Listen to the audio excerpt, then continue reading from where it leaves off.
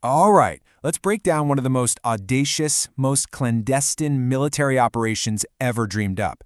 We're talking about a secret strike, one designed to completely decapitate a nation's leadership in a single night. This is the inside story of how it was planned. So where does a story like this even begin?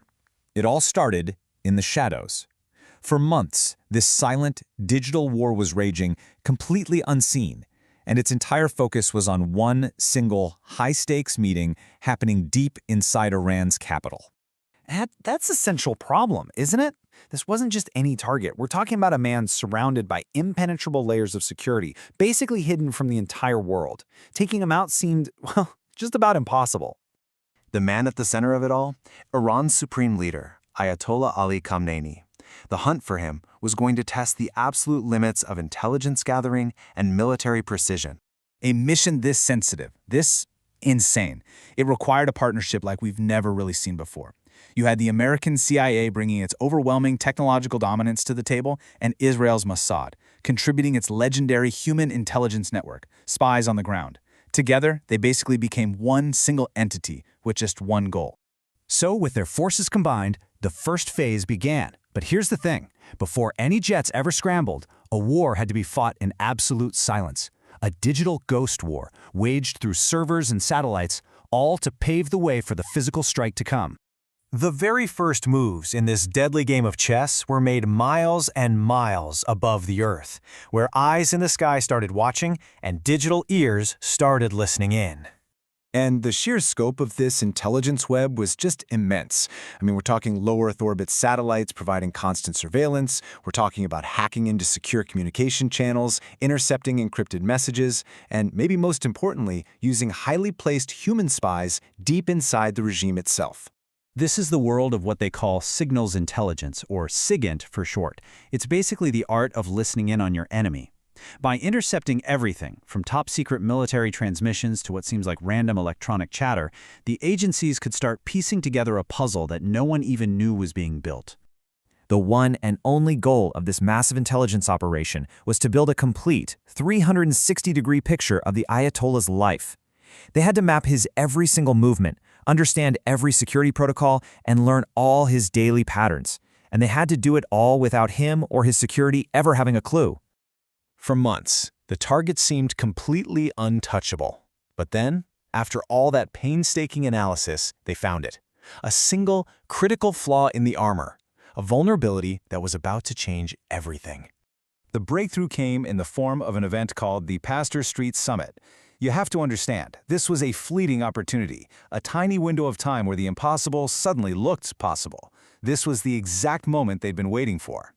So why was this summit such a big deal? Well, because it wasn't just the Ayatollah. He was meeting with the entire top brass of Iran's leadership.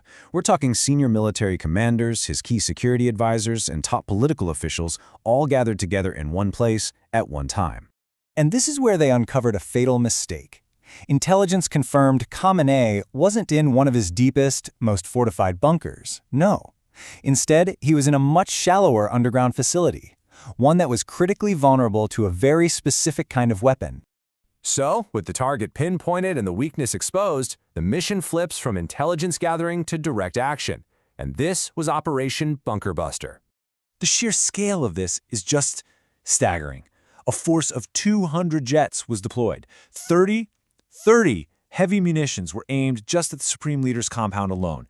And this was all part of a massive, synchronized air campaign that would hit almost 3,000 targets across Iran in one day. So how does this weapon actually work?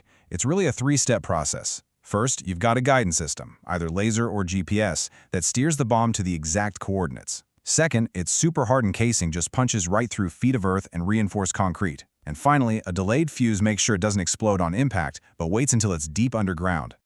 The weapon of choice here was the GBU-28.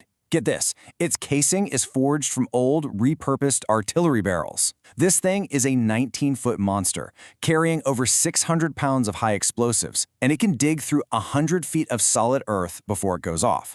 It is a devastating piece of engineering, built for one purpose and one purpose only, to reach the unreachable. So the strike is launched. The bombs find their targets. And in those next few moments, the entire world just held its breath, waiting to see what would happen now that this secret war had finally burst out into the open. The outcome was as decisive as it was shocking. The strike worked. In a single devastating blow, the entire operational leadership of Iran had been, effectively, decapitated. And it wasn't just the supreme leader. The strike also took out the head of the powerful Revolutionary Guard, Mohammad Bahari, and Iran's top national security advisor, Ali Shamkhani. In an instant, the nation's entire military and security command structure was just gone. But the mission was even bigger than that. That first wave of strikes didn't just hit the leadership compound. It simultaneously crippled over 500 other strategic targets, completely blinding Iran's air defense systems and neutralizing its missile silos. You know, this whole operation, born from months of secrets and executed with overwhelming force, it didn't end a conflict. It just started a new, way more unpredictable one. By taking out the head of the state, it created this massive power vacuum, leaving this one single profound question hanging over the entire region. Who or what is going to rise up to fill that void?